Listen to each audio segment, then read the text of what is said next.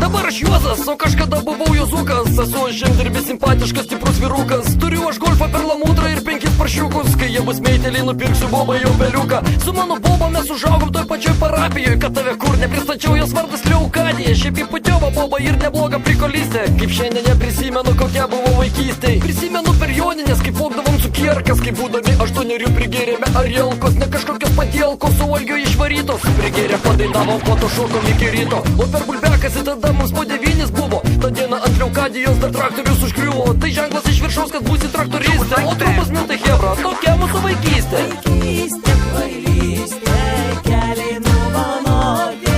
Išreidėjo dantis veidais prastanoti. Vaikalėnų seniai, močiutės geros fėjos. Viskas taip pasibaigė ir mūsų neįspėjo.